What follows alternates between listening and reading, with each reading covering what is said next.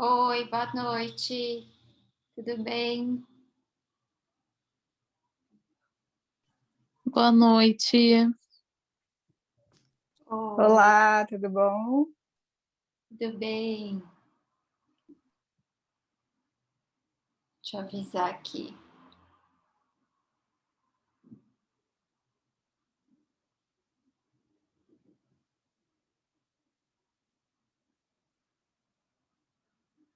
Vocês chegaram a olhar a plataforma porque a Larissa tinha falado que estava faltando, né, o vídeo teórico, aquele vídeo mais curtinho desse Eu módulo. vi, Fui eu, olhar, tá eu vi todo. agora, eu vi agora à tarde, estava normal. A única coisa que eu achei estranha na plataforma não é nem o conteúdo, é que as aulas anteriores, quando você assiste, você coloca finalizado, ele dá um tique, né?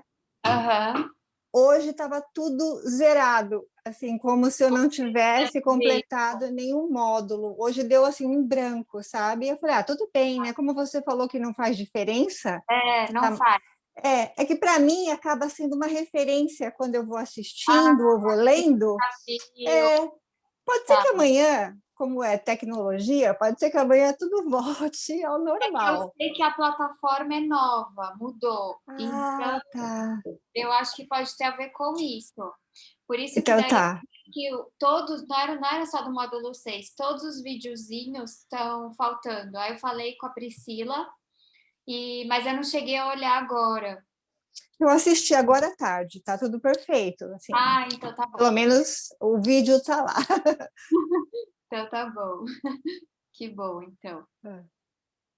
Bom, então eu nem vou me preocupar em ticar tudo de novo, porque vai dar um trabalho. Não se preocupa.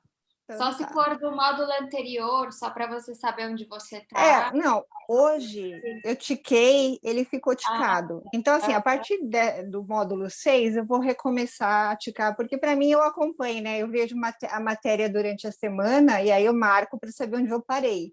Mais ou menos uma referência para mim. sim. Mas os anteriores eu já tinha completado 100% de leitura e tal. Então, não é tão grave. É que eu achei estranho e eu não sabia que tinha mudado a plataforma, entendeu? Mudou. Tem até um videozinho novo lá da minha Tá, apresentação. Eu tava vendo que não tinha ficado pronta ainda e tá lá já. Então tá mas um tudo, pouquinho diferente. mas tá beleza. Sim. E gostei do seu vestido, Edilei. Não sei se é vestido ou blusa, na verdade. Eu que tô supondo. Não, é um cropped, é uma blusinha. Adorei. É, Eu gosto de coisa obrigada. assim, me divertir. É Adorei. animadinha, né? É. Não, e eu tava pensando hoje que nesse momento assim de pandemia, o dia que eu dou aula é o ponto alto da minha semana, que é o É, momento que eu passo uma maquiagem, passo um batom vermelho, que eu não costumo atender assim, eu prefiro atender mais natural mesmo, não gosto de nada mais assim de maquiagem. Daí eu falo, ai, que delícia, hoje eu passei até perfume, pois é, é o meu ponto tem alto. sido, tem sido assim. A inspiração é quando você tem, por exemplo, eu tô com shorts e tô com a blusinha mais bonitinha para dar um ar que eu me É, arrumei. é gostoso, né? É, Eu gosto, pelo menos. faz falta a gente se arrumar, né? Eu também não faço tanta vídeo, então, assim, é quase que o motivo para me arrumar é para ir no supermercado ou ir na farmácia, que é o ponto alto praticamente da minha relação Máscara externa.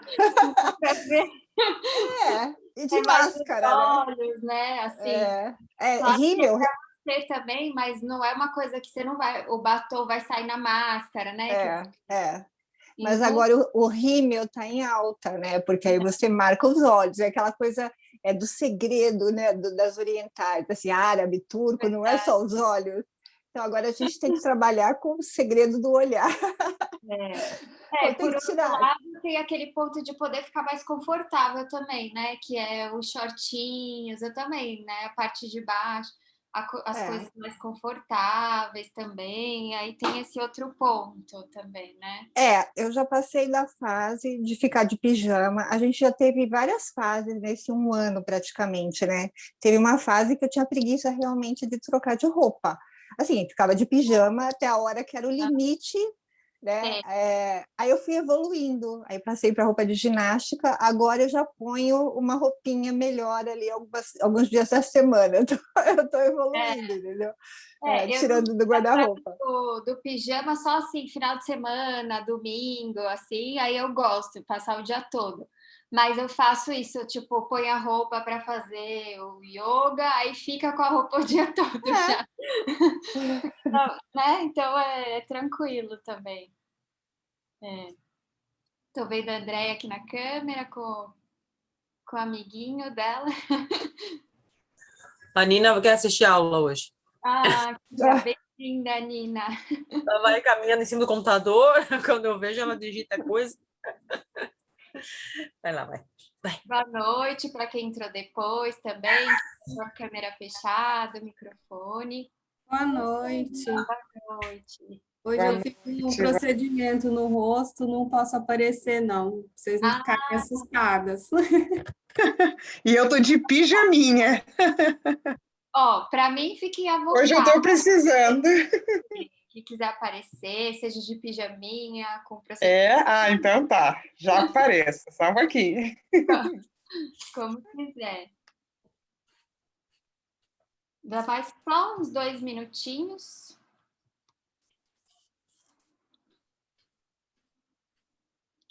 A Tanara escreveu que estava entrando e já está aqui. Agora a Carol. Carla está atrasada.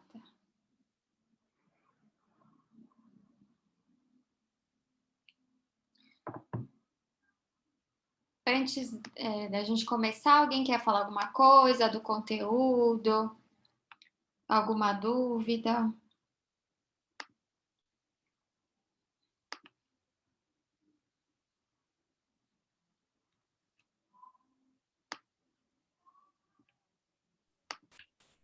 Na verdade, eu estava lendo alguma coisa, aquele resumo, né, da aula de hoje, assim, porque eu não estou conseguindo ler todos os textos. Mas é bem interessante, assim, eu acho, muito legal. Eu fiquei bem empolgada, assim, para a aula de hoje, porque a autenticidade é bem o que a gente busca, assim, na consultoria, né? Então, assim, foi bem interessante que é como se traduzisse o que eu tento passar, mas aí às vezes a gente não consegue, né, achar as palavras, achar coisas certas assim, para falar, e ali meio que traduziu, eu falei, meu, é isso. É bem interessante isso, até fiz umas postagens falando um pouquinho assim, e aí hoje eu tava vendo, não sei se vocês conhecem a Thay de Mello, do Buffet, enfim, uma influencer que tá bem conhecida agora, ela é super autêntica, assim. E aí ela estava fazendo umas postagens sobre como é interessante, é legal ser autêntico, mas como é difícil, né? Porque ela é totalmente fora dos padrões, né? Então, assim, ela é super alta, ela tem, né, um rosto diferente e ela posta tudo sem filtro, né? Então, assim, e aí ela recebe o tempo todo críticas, assim, ai, nossa, como tu é esquisita, como tu é feia, como não sei o que lá, né? Por mais que ela é muito boa, que ela é super criativa, que ela é super autêntica, ainda tem essa coisa do que ela é fora do padrão, né? Ainda a gente ainda tá nessa do padrão, ainda tá nessa do que tem que ser magra, tem que ser bonita, tem que ser loira, cabelo liso e enfim. Uhum. Sabe que eu estava lendo isso num livro de uma psicóloga da moda, acho que ela é de Londres. E aí ela estava falando que essa é a questão também, quando a gente trabalha muito com essa questão de psicologia da moda, com autenticidade também, que é você trabalha em cima, né, do como o seu cliente se sente bem com aquilo, do que é legal para ele, né, do que é interessante para ele, tem a ver com ele. E aí, muitas vezes, isso esbarra que no que ela chama isso de incongruência também, né? Que é o que a gente viu na técnica das 5 pessoas, que ela conta lá um caso de uma cliente dela que gostava, na verdade, usava o cabelo roxo. E porque tinha lá a ver com como ela se sentia. Só que ela tinha reações do meio, né, que eram acho que era, se eu não me engano, ela era até uma cliente francesa. E aí tinha umas reações de tipo, de achar que ou que ela era prostituta, ou que ela era gótica, ou que ela era isso, e aí reações assim negativas do meio. Só que era um cabelo que ela não queria abrir mão, que ela gostava. Então, isso é um pouco também que eu não falo tanto isso no último módulo, no 8º módulo, que é o que a gente fala das metas, mas faz parte disso também. Você trabalhar com a sua cliente, como que ela vai reagir a esse olhar negativo externo, né? Quando o outro criticar aquilo que ela gosta, que ela se sente bem, que é bom para ela, né? E que tipo de reação que ela pode ter, que recursos internos que ela pode usar para se proteger, para se defender disso, porque não tem nada de errado com elas, né? Não tem nada de errado com cada uma de nós. O errado é com o outro que te ataca porque você tem um corpo X, porque você quer usar um cabelo assim, porque você se veste de uma determinada forma. Então, é um trabalho também nesse sentido da gente poder se empoderar, né? E se colocar em torno dessas reações, né? Até porque normalmente, desculpa, gente, só é Carol falando. Oi, Carol. Fazendo um gancho aqui com o que a Elisa falou agora. Geralmente, quando a gente, eu digo, o outro, critica uma outra pessoa, é muito mais sobre ele, né? Diz dele, de repente, da insatisfação dele ou do medo dele não ter, aspas, coragem como essa outra pessoa tem de ser autêntica e de estar ok com o corpo, com a imagem dela. Ele queria fazer aquilo, né? Exato. E aí critica para se defender, né? Sim. Enquanto tu estava falando, me veio uma das últimas clientes que eu atendi agora. Ela tem 50 e poucos anos, enfim, separada, enfim, e aí ela foi trabalhar, a empresa é uma empresa familiar, mas mesmo assim ela é separada do marido, mas ela trabalha ainda na empresa. E aí ela fez uma combinação que ela tinha amado, com uma calça rosa, daí eu tinha falado para ela que fica, né? Eu expliquei a combinação de cores, enfim, com vermelho, ela adorou, tal, ela tava com um colar vermelho, enfim, e aí a filha dela, que também trabalha na empresa, ela me mandou uma mensagem, ela falou: "Ô, André, me diz bem certinho aqui, porque a minha filha falou, mãe, esse colar vermelho com essa calça rosa, não sei, não tá legal. Mas assim, ó, eu quero que porque eu quero falar para ela, por que fica legal? Porque eu tô me sentindo muito bem." Me dá os recursos aqui para me ajuda, né? Uhum. Assim, porque eu vou pagar uma consultoria para ela, eu vou dar de presente, porque essa guria ela tem que entender. É muito engraçado, foi assim. E ela não estava tão preocupada. Imagina uma filha criticando a mãe, imagino que é uma coisa forte, né? Dizendo, mãe, né? Parece que não tá legal. Mas mesmo assim, tipo assim, ela estava se sentindo bem com aquilo, então ela só queria dizer, olha, eu tô usando caso de, né? Até ela não dominava ainda, lógico, né? O porquê que ficava legal, o porquê que, enfim, assim, mas eu achei foi bem legal, assim, foi muito bom. Como que ela banca, né? Uma coisa que ela gosta, que é bom para ela. Uhum. E aí, uma crítica, né? Tipo assim, de uma filha, eu acho que é bem forte, assim, né? Tem de tudo, né? E aí dá para ir mais longe, né? Quando a gente fala do projeto, né? Que eu vou falar na aula hoje, de também se posicionar, é de colocar limite para o outro, né? Então, por isso que é profundo, não é só defender, né, a própria imagem, é colocar um limite, né? Então, é muito importante, é um processo de empoderamento, apesar de eu não gostar muito dessa palavra, mas é um processo de se empoderar de alguma maneira de si mesma, né? Das próprias escolhas, enfim. Então, é muito, muito profundo. Bom, vamos lá, então. Deixa eu me organizar. Cadê? Como que eu fecho aqui?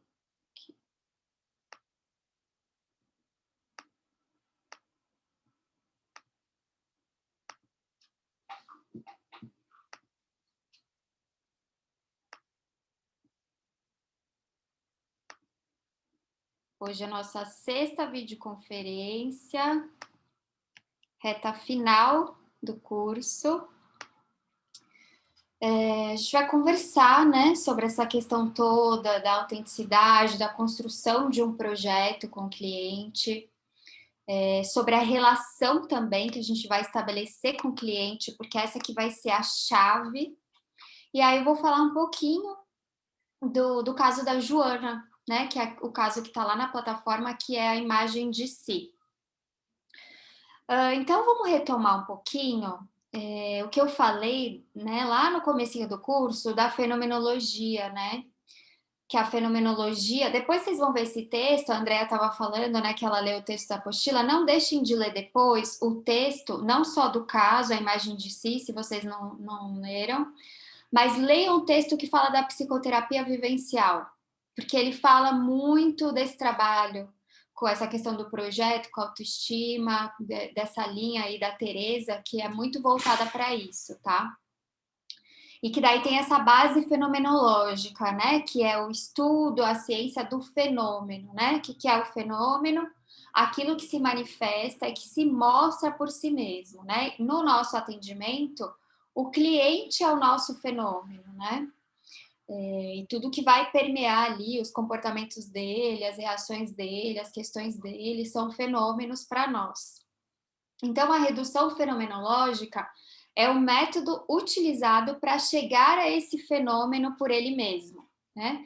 Então, para isso, como a gente já conversou muitas vezes, a gente precisa deixar de fora os nossos preconceitos, nossos valores pessoais, né? O que a gente acha certo ou errado, bonito ou feio. Às vezes, muitos códigos que a gente estudou de consultoria, de vestimenta, de uma série de coisas para a gente entrar de fato em contato com o nosso cliente ali, né?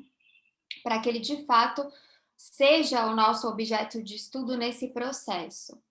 Então, esse é um método que ele vai se recusar a estabelecer uma relação com o cliente que seja pautada no controle.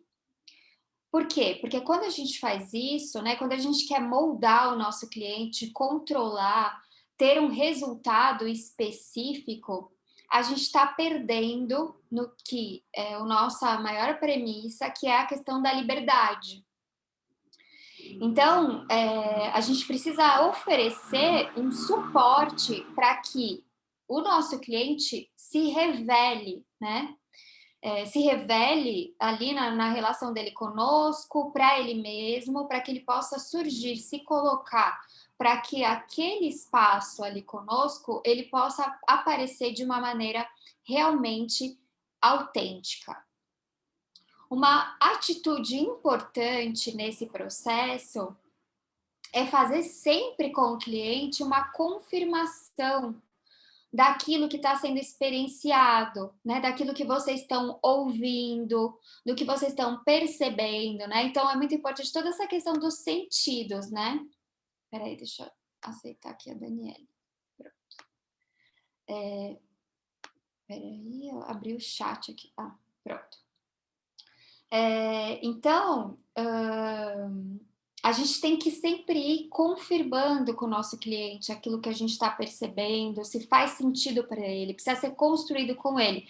Não é para fazer sentido para a gente, tem que fazer sentido para ele aquilo que está acontecendo, né? Ele precisa entrar em contato, compreender, se conscientizar da relação que ele estabelece com ele mesmo, da própria autoimagem dele, de como que está tudo isso. Então, quando a gente está confirmando com o nosso cliente, a gente está fazendo nada mais do que espelhar, né, também. A gente está fazendo também uma afirmação para o nosso cliente de que ele é único, né, de alguma maneira. A gente está recebendo o nosso cliente de uma maneira empática quando a gente faz isso. A gente está entendendo e olhando para ele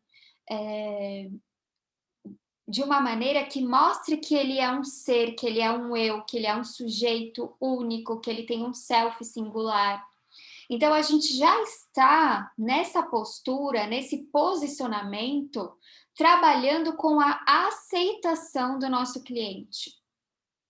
Então, a gente tem que ter, assim, de uma forma muito genuína, por isso que até assim, se vocês sentirem que tem uma cliente ou um cliente que chega para vocês e que vocês sentem que por questões de vocês, né, questões pessoais, íntimas, não sei, vocês sentem que não é possível fazer isso, não atendam. Passe para outra pessoa, né? Porque se vocês não vão conseguir aceitar o seu cliente como ele é, se vocês vão ficar no julgamento ou naquela visão que é sua particular, então é melhor não atender, porque o processo já vai estar prejudicado, né? Então, ele não vai poder ter, nesse caso, né, uma experiência, uma vivência de poder ser ele mesmo. Ele precisa vivenciar isso com vocês, para ele conseguir ter a força de vivenciar isso no mundo, né? Que é o que a gente estava conversando no início da aula. Ele vai enfrentar reações do meio. Então, para ele ter essa força, é quase como se ele precisasse internalizar essa relação entre vocês para ele sair fortalecido dali, né? Quando a cliente da Andrea fala, me fala então o que eu faço, o que eu falo, ela está, de alguma maneira, querendo internalizar aquilo que elas vivenciaram juntas, porque ela sabe que elas juntas ali chegaram em algo que é positivo, que é bom para ela, e ela precisa lutar por isso lá fora, né? Lutar pelo projeto dela. Então, isso vai possibilitar um processo de autoaceitação, né? Vai possibilitar o contato do cliente ou a construção da própria essência dele, né? Da própria autoimagem. Então, o foco de atendimento, né, quando a gente fala na psicoterapia, e aí trazendo isso para cá, a partir desse método, é a gente se voltar muito ali com o nosso cliente para o aqui e agora, né? Então, levar também o nosso cliente, né, fazendo até um apanhado do que a gente viu do curso até aqui, ele fazer contato com o próprio corpo dele. Então, lembre lá de escutar o corpo, né? Então, até mesmo com a questão do comportamento, da linguagem verbal e não verbal, da postura, da voz, da fala, dos próprios sentimentos, né? Às vezes, pensamentos em relação a ele mesmo, diante da presença de um outro, né? Então, é uma relação de muita intimidade ali, né? Esses exercícios, esse processo todo. E aí é muito importante, né? Aquilo que eu já falei também, que o cliente vista a roupa, porque esse é um jeito de entrar em contato com esse todo também. O processo de se olhar, né, de exercitar como que está o contorno, os tamanhos. Percebem que são todos exercícios de contato consigo mesmo em vários aspectos, né? Então ele precisa fazer isso. Então ele precisa vestir a roupa também, porque ele precisa sentir como que é aquela roupa ali. Então, em diversos momentos, né? Vai decidir o que fica, o que não fica. Peraí, deixa eu fechar. Eu não sei porque que o chat abre quando... Pronto. Então, esse momento de decisão ali, de depurar o que faz sentido, o que não faz, né?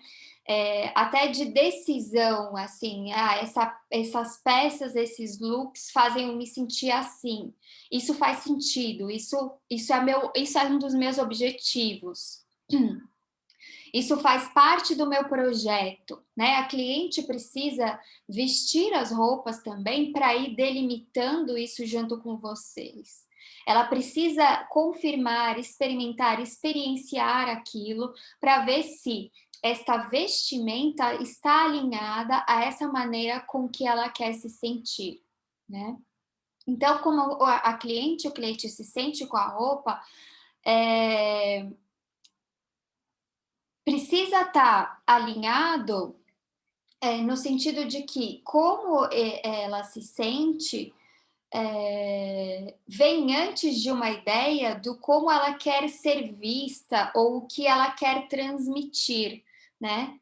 Isso acho que ficou claro que quando a gente está trabalhando com autoimagem ou com psicologia da moda, esse que é o norteador, né? Não vem um código, uma regra de fora que diz, é a cliente que constrói isso.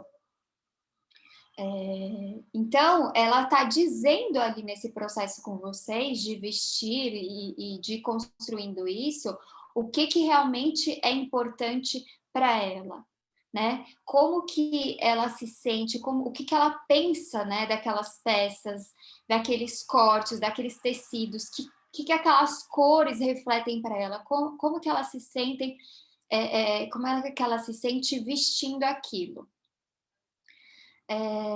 Um exemplo que eu gosto de dar, até porque é uma coisa que eu uso, vocês vão ver que eu tô sempre, é muito raro usar nas videoconferências, eu tô sempre de batom vermelho, né? É raro eu estar com batom de outra cor. Às vezes eu mudo o tom, mas eu gosto de variar os tons de vermelho também, que eu adoro vermelho. E aí, quando a gente pensa o significado do batom vermelho, né?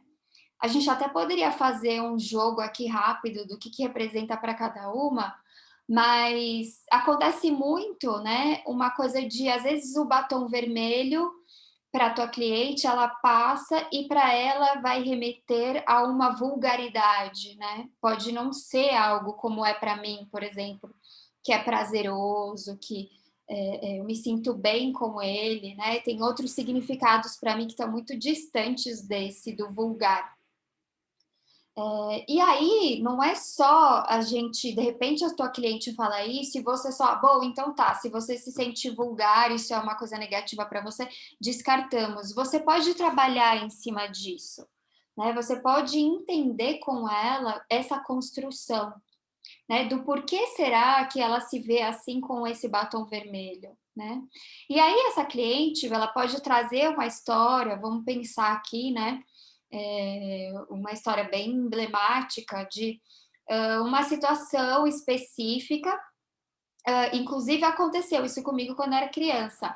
Eu lembro que a minha mãe passou o batom vermelho, eu tinha 4 anos, acho.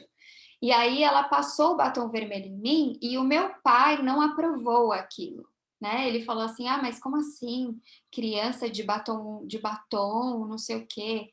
E assim, automaticamente a minha mãe me defendeu, mas poderia não ser isso, né? Poderia ser outra história. Essa foi a minha. E aí ela falou, não tem idade para usar batom, tipo, ela pode usar, não tem problema, né? E aí pode ser uma situação que, de repente, o pai reprimiu, né, falou que era vulgar, alguém falou que era de coisa de puta, né, alguma coisa nesse sentido. E aí a construção da cliente, ela está em cima daquilo, né, daquela experiência que ela viveu. Então, fazer esse processo ali com você também é uma possibilidade da tua cliente construir algo novo em cima desse batom vermelho, né? Porque ela pode te contar essa história e ressignificar essa história, né? Você pode colocar ela ali na frente do espelho, né? Ou ali na câmera, né? No online e questionar, mas como que você está se vendo agora, né? Isso foi o que o seu pai te disse. Como que você está se sentindo agora? Como que você está avaliando esse batom agora, né? Então, ela poder vivenciar essa experiência, isso é vivencial mesmo, e ela tem ali o teu suporte para esse momento de repente, significar e ressignificar isso, né? E você pode também pedir para ela fazer, né, com essa coisa do online, ela pode fazer e depois te contar como que foi, anotar essa experiência, trazer no próximo encontro de vocês. A questão é, independente de como isso for, é que se estabeleça um processo com a cliente onde ela possa escutar, né, que é o que acontece conosco quando a gente vai se conscientizando das nossas questões, né? A gente vai entendendo e podendo separar também quais que são as nossas necessidades e o que muitas vezes a gente deixa de fazer, né? Ou faz por conta do que a gente ouviu, né? Do que o externo nos disse, né? Então é um processo também quando você fala para ela, isso foi o que o teu pai te disse. Como que você avalia isso agora? Como que você se sente neste momento aqui comigo, né? Que você já é uma mulher adulta, enfim, como que é a tua relação com o batom agora? né? Então, a gente automaticamente convida a cliente a entrar em contato com o interno dela, com as necessidades dela. E aí se estabelece um processo que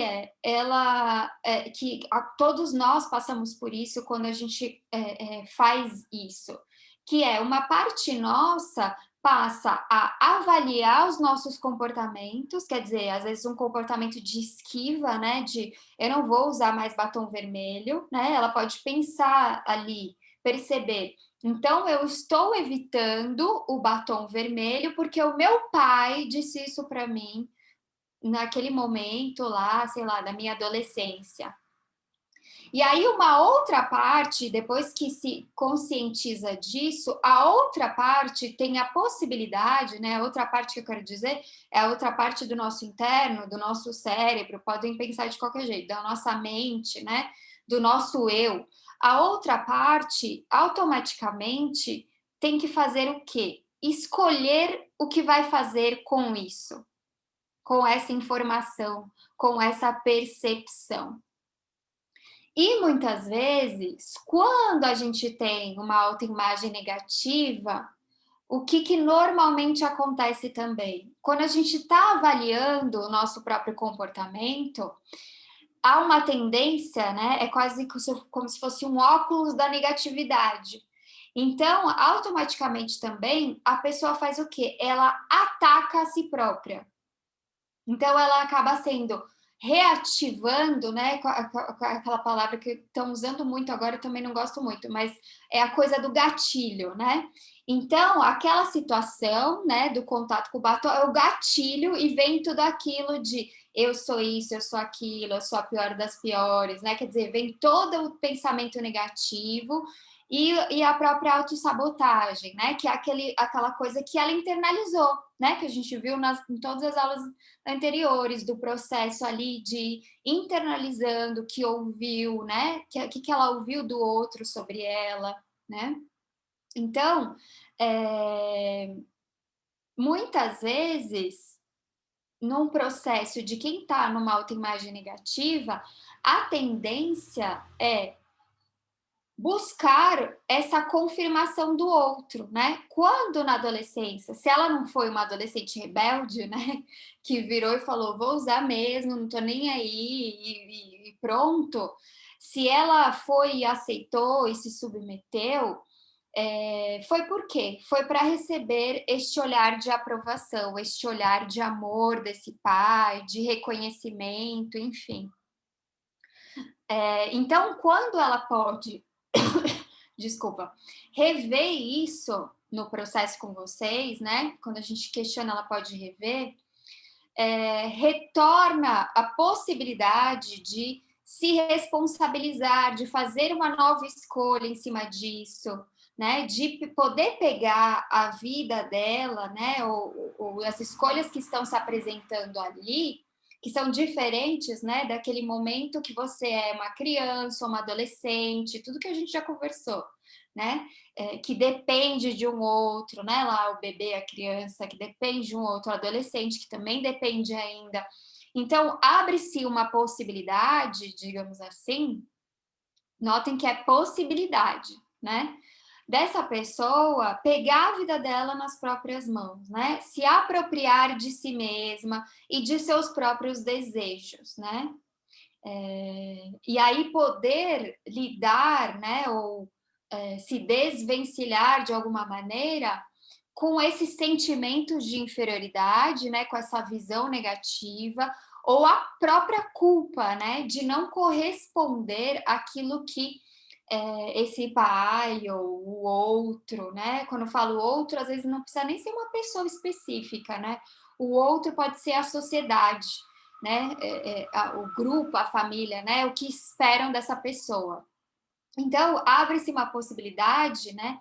Que é de quando se pode desenvolver uma autoimagem mais fortalecida, mais positiva, através desse processo de autoaceitação de si mesma, né? Que ela foi uma adolescente que quis usar batom vermelho, isso existe, isso é real, né? Então, é poder aceitar isso, né? Escutar a si mesma e poder se proporcionar uma liberdade, né?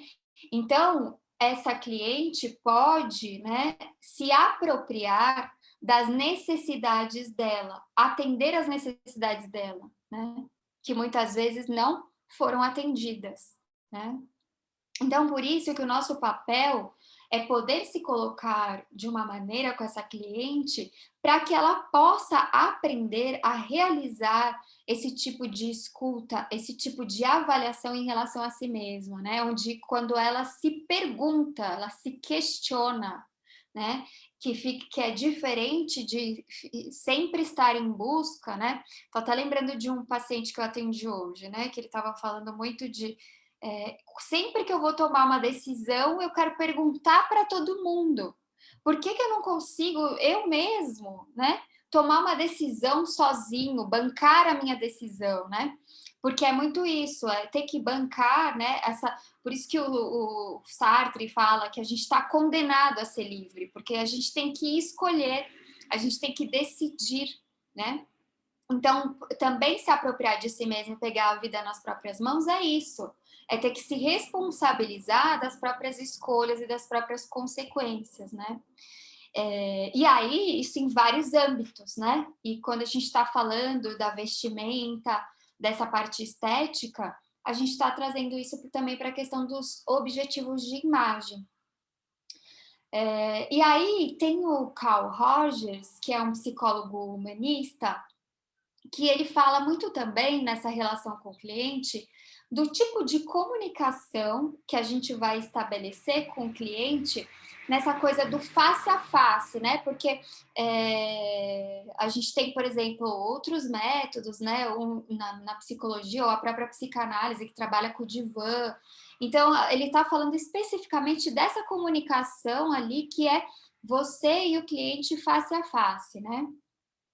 E que a gente tende, né, naturalmente, a emitir muitas respostas nesse face a face que são muitas vezes avaliativas. E ele vai falar de alguns tipos de respostas, né? Que a gente tem respostas às vezes mais perceptivas, às vezes mais inquisitivas de ficar perguntando, às vezes respostas de maior apoio, e às vezes essas mais interpretativas e essas avaliativas. E aí,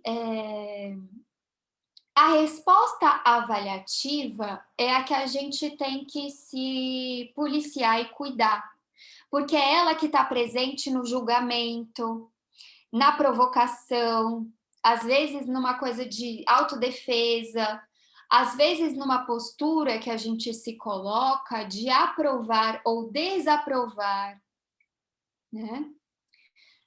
Então, vamos supor, né? Uma consultora de imagem, né? Que ela não está conectada com essas ideias.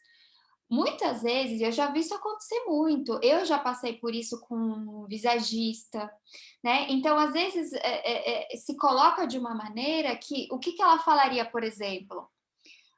Então você não pode usar o batom vermelho, porque o batom vermelho vai te remeter ao sexy. E o seu objetivo é seriedade.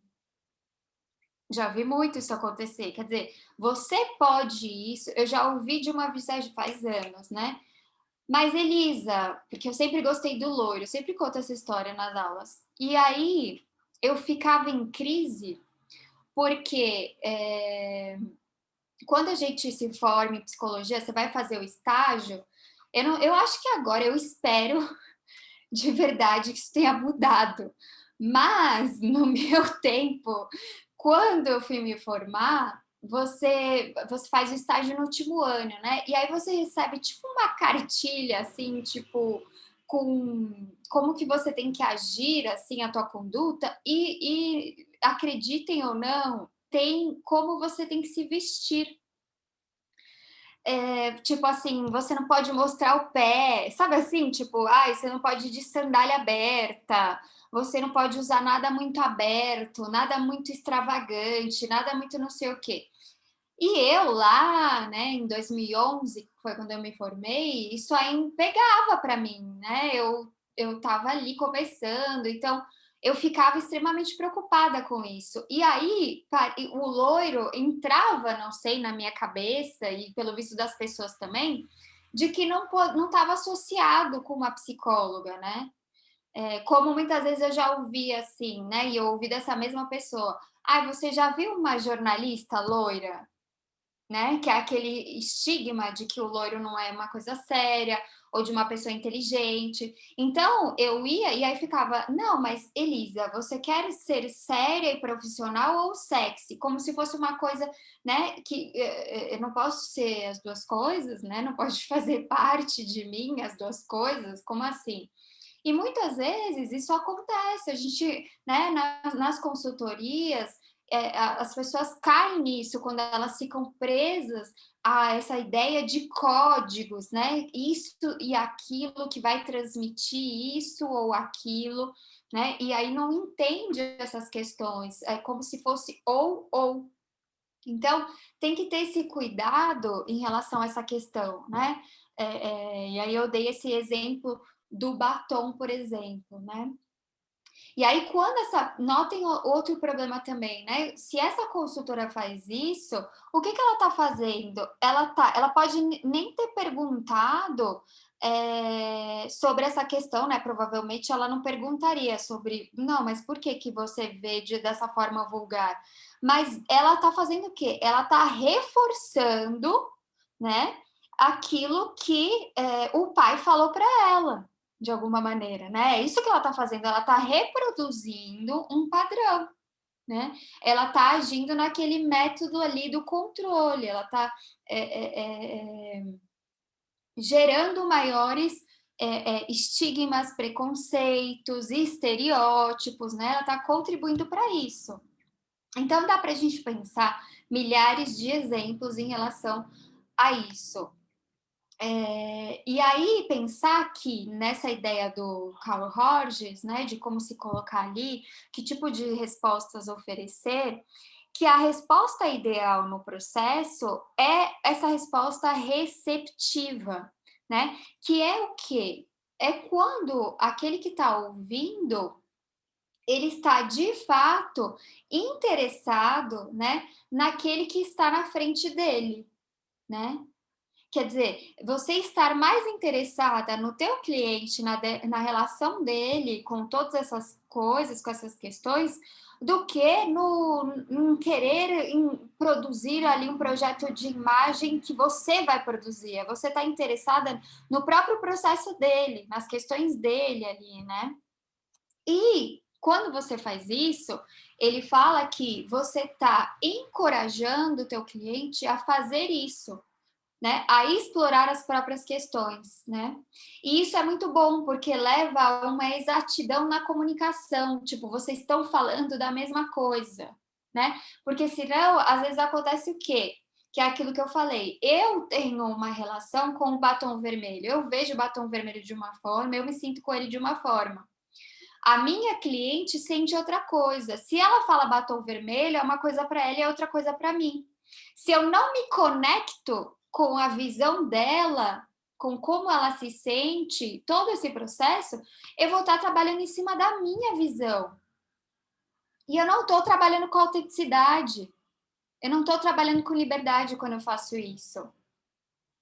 Então, por isso que essa resposta, né, que a gente tende a dar, que ele fala que é avaliativa, ela é negativa porque ela está carregada dos nossos sentimentos. A gente não está fazendo redução fenomenológica quando a gente faz isso, né? Ele até fala que em alguns momentos ela pode ser interessante, né? Quando a gente tem assim um embasamento que não vá prejudicar o nosso cliente, o processo dele, né? Que possa só ser um complemento para aquilo que está sendo apresentado, que está sendo dito, enfim, percebido ali. E aí, uma outra coisa também que é importante nesse processo ali com o cliente, que ele fala, não é à toa que o Carl Rogers, ele criou a abordagem centrada na pessoa. Então, é totalmente centrada naquele cliente, né? E aí ele fala que a gente tem que se colocar numa relação que não seja de hierarquia, né? E é claro que assim, aí pensando na psicologia como um todo, até mesmo na própria imagem do psicólogo na sociedade, né? Ou até mesmo numa imagem de quando você ali está num lugar, digamos assim, de especialista, né? Uma consultora de imagem, um coach. Então, é um lugar que a sociedade já coloca como alguém que tem um conhecimento, né? Então, quando a pessoa te procura, tem já um ideal em você. Ela te vê como alguém apto a oferecer algo para ela, já tem uma transferência, ela já está buscando alguma coisa em você ali. Mas a ideia é que a gente não fique alimentando isso, que a gente possa se colocar no processo de maneira que fique uma relação mais de igual para igual, ou num espaço de intimidade, algum campo ali, né, como se vocês estivessem juntos, né, fazendo alguma coisa ali juntos, né? Então, por exemplo, né, só para vocês entenderem como que uma resposta avaliativa pode ser interessante. Mas nesse momento de confirmação que eu estava falando, ou de espelhamento, de repente você devolver para a tua cliente alguma coisa no sentido, olha, me parece que você tem uma imagem mais negativa de si mesma, né? Que esses retornos mais assim dos próprios exercícios, né? Você percebe, você nota, você vê, né? Quer dizer, convidando, né, a se olhar uma imagem de maior insegurança, ou nessa situação dela que ela trouxe, o batom, meu pai falou que o batom vermelho é vulgar. Parece que você sente medo de que isso se confirme, de que de repente você use esse batom e você seja vista como vulgar pelo outro, né? Alguma coisa nesse sentido para ela poder entrar em contato com isso. E uma resposta, por exemplo, né, que na verdade é quando se faz uma pergunta, né, que é inquisitiva, né, ela é interessante para clarificar, né? Quando a gente questiona, os próprios exercícios, né, são uma maneira de trazer isso à tona. Então, é isso que eu falei de explorar, né? Mas por que isso... Você tá se sentindo assim, você está se vendo assim. Por quê? Né? O que você questionar para a pessoa entrar em contato com aquilo que ela construiu ali. Uma resposta apoiativa, ela também é interessante em momentos específicos, né? Quando a pessoa demonstra assim precisar em alguma situação de um apoio, de um apoio, de um acolhimento, mas não é uma coisa que dá para usar o tempo todo também, porque daí a gente sai dessa coisa de igual para igual e às vezes cria uma relação de muita dependência, né? Por exemplo, vou pegar esse exemplo que a Andrea trouxe no começo da aula.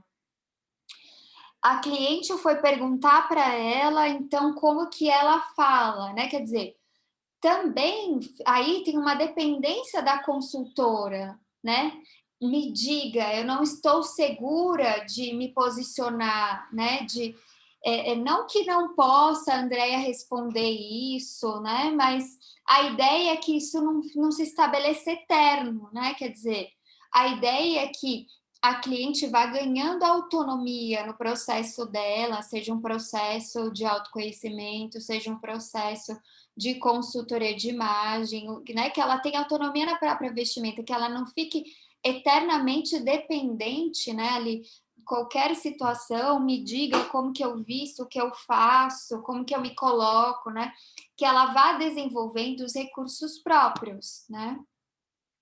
E que a consultora ou a terapeuta, a profissional ali, não se coloque no lugar, né, que antes tinha o externo. Então, antes ela fazia para ter a aprovação do externo. Aí agora ela passa a fazer para ter a tua aprovação, né? Tem que tomar cuidado com isso, né? Tem clientes que ficam nessa dependência de, mas que você acha? Você gosta, mas isso, mas e aquilo? Então, tem que ter um cuidado nesse sentido, né? Dela te colocar nesse lugar, né? E aí a resposta interpretativa, em trabalhos assim mais, digamos, pontuais, né? Não é muito interessante porque ela demanda um tempo maior de relação com a pessoa, de construção de um vínculo. É uma resposta que a gente usa muito na psicoterapia, né? Porque, assim, esse de devolver ainda não é uma interpretação. A interpretação é quando a gente faz toda uma construção. A gente elabora, você se vê dessa maneira, porque parece isso, aquilo, porque a gente constrói uma coisa muito maior. Então, ela é muito usada, né, na psicoterapia, elucidar, clarificar os motivos, as causas de comportamentos do cliente, de impactos que isso produz na relação dele, né, com ele mesmo, com as outras pessoas. Então, às vezes, é um tipo de resposta que cria outras situações ali, né, nesse encontro, que é difícil de manejar, né? A pessoa pode ficar brava com você, né? E aí tem que ter todo um manejo ali, né? Então, não é interessante. O interessante é sempre manter em vista essa questão da escuta empática, né? Porque ela vai criar muito esse espaço, né? Que a gente estava falando de desenvolvimento do cliente, de realização de mudanças, né? E é um trabalho, né, quando a gente se volta muito para a questão da empatia, que ele está muito mais nessa relação com o cliente, né, por isso que eu estou falando disso hoje, do que a técnica em si, né? Muitas vezes, né, voltando a perguntas de vocês, que eu acho que vocês já estão mais calmas com isso, ou menos ansiosas, né, de o que eu faço então, se o cliente isso ou aquilo? Você está com ele, né? Não é que tem uma técnica reveladora que você vai fazer que vai resolver a questão. Então, acreditem muito na coisa da empatia, né? Nessa coisa da relação. Tem até uma frase do Jung que eu gosto muito, vocês já devem ter visto, com certeza, que está sempre aí nas redes, que ele fala muito de você estudar todas as técnicas, né? Dominar todas as teorias, mas quando você tiver com uma outra alma humana, você apenas ser uma outra alma humana, né? Então, se voltar muito mais para essa questão da relação com o cliente, né? E desse olhar, né, que a gente vai ter em relação ao nosso cliente. Isso é muito importante também, né? Essa nomenclatura cliente, esse nome, né?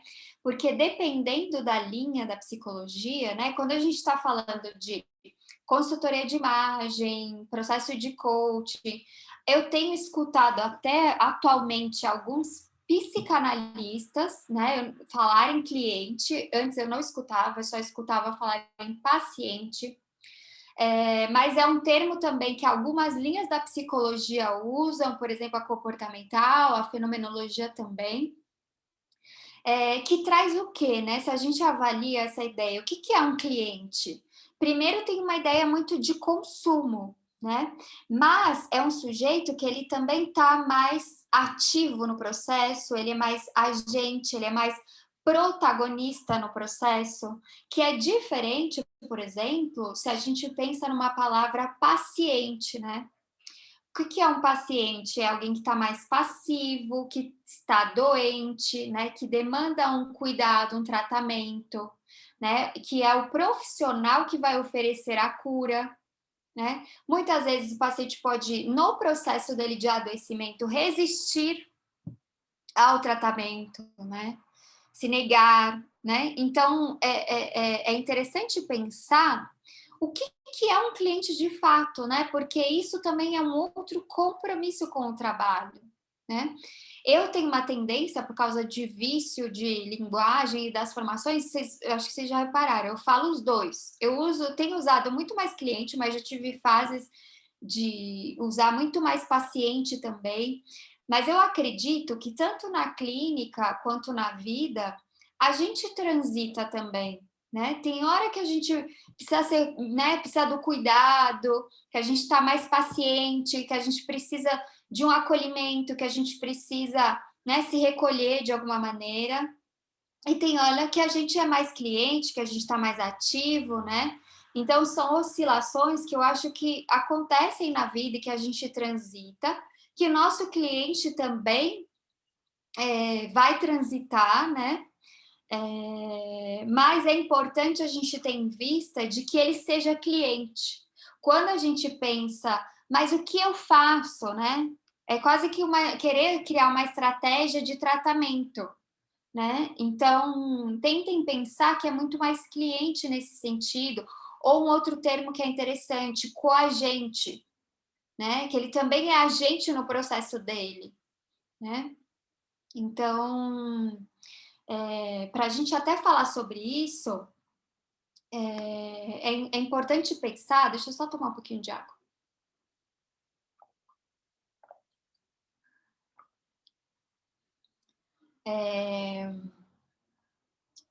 Que quando o cliente, né, a cliente te procura com uma demanda, né? Vamos pensar, sei lá, uma demanda de se vestir adequadamente para um ambiente de trabalho, né? Essa é a demanda. Aí, quando a gente tem um processo de autoimagem, né? A gente vai olhar. Normalmente, o que vai estar ali? A gente está vendo que provavelmente tem alguma coisa de congruência, incongruência ou inautenticidade, né? Talvez sentimentos de insegurança, né? Então, olhar o que tem nessa autoimagem ali, né? O que então pode estar latente, né? O que está por trás dessa demanda, né?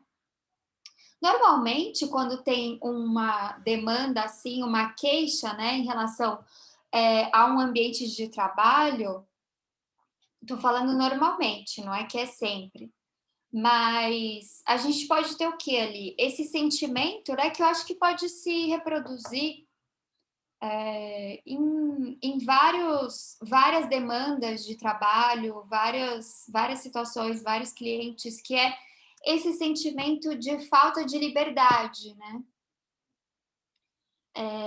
E até entender que liberdade que é essa, que o cliente acha, ou que ele mesmo está se privando, ou que ele acha que está sendo privado, ou que realmente está sendo privado no ambiente, né?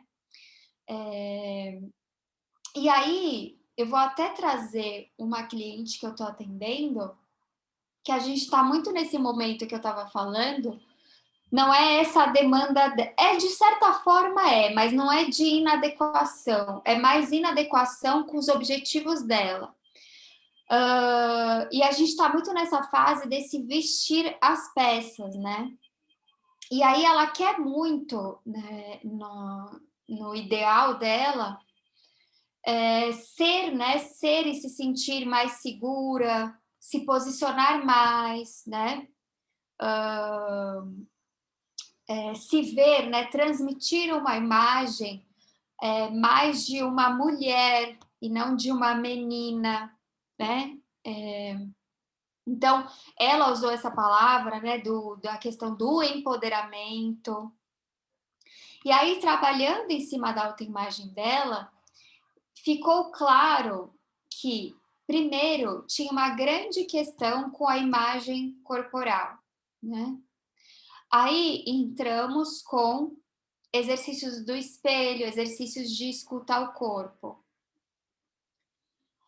E aí tinha uma questão de não conseguir mostrar a perna porque achava a perna que não era bonita, que era muito fina, porque ela era muito magra. E aí agora que a gente já conseguiu fazer esse trabalho, né, com a imagem corporal, ela já está numa relação mais saudável com isso, né? Como que é? Lembra que eu falo do projeto, né? Então ela começou no projeto dela entender que esse é o corpo dela, que não vai mudar, começou a se aceitar, né, se autoaceitar, tem feito exercícios como forma de ter mais bem-estar, né? Então, o processo todo lá de escutar o corpo, né, foi isso que ela delimitou, visão de bem-estar. E aí ela já está conseguindo, no próprio, né, gente, tudo isso escolha que a cliente vai fazendo, tá? Usar a saia midi. Nunca é proposta minha, tá? E aí, próximas metas, né, que ela tá delimitando, né? A gente vai falar de metas na última aula. Usar shorts. Tudo que ela tá se propondo, entendeu? No processo dela ali. E aí, em relação ao comportamento, ali em cima do eu real e do eu ideal dela, ela tá conseguindo, né, se posicionar mais, falar o que ela pensa, dizer não. Tudo coisas que ela foi também se delimitando e propondo, a gente foi trabalhando, né? Como será, então, que você pode se colocar dessa forma, né? Lembra lá, visão, eu real, eu ideal, tudo que eu falei lá no segundo vídeo. Defendendo suas próprias ideias nas reuniões, né? Então, objetivos que ela foi traçando, construindo no projeto dela de autoimagem, de imagem, né? Conforme ela foi se conscientizando. E se conscientizando do que estava atrelado para ela numa autoimagem o quê? Infantil, inocente, né? De quem para ela não se posicionava, não dizia não, não colocava limites, não falava o que pensava. Então, perceba que é um mix, né? Tem comportamento, tem vestimenta, tem tudo. Tem relação com o próprio corpo. E aí agora, a gente trabalhando mais com as roupas, né? Já que essa questão da imagem corporal já está mais tranquila, do comportamento também, ela está vestindo e delimitando o que está de acordo com essa imagem ideal que a gente está construindo juntas, né? Dessa pessoa que se coloca, que ela colocou ali que não é mais menininha. Então, assim, nos exercícios de desapego ao vestir, ela se deu conta que ela queria se livrar de peças que, para ela, remetiam a algo mais infantil, que eram as peças, por exemplo, que tinham estampas miúdas, né? Para ela era isso. Agora a gente está trabalhando com quais peças, desculpa, que ela sente que estão mais de acordo, até com coisas que ela quer também mostrar mais do eu real dela. A gente não pode perder nunca de vista, né, o eu real, mas também nesse ideal aí que ela trouxe de empoderamento aí, né, que ela nomeou dessa forma. Então, tudo que ela vai escolher precisa estar de acordo com isso. Ela precisa vestir e sentir isso, né? Essas cores, essas peças, esses cortes. Aí, que eu tô percebendo ainda que está acontecendo? Existe ainda e permanece o estilo romântico. Ela só tá fazendo umas mudanças. Não é que ela não vai mais ter, é dela, é do estilo dela.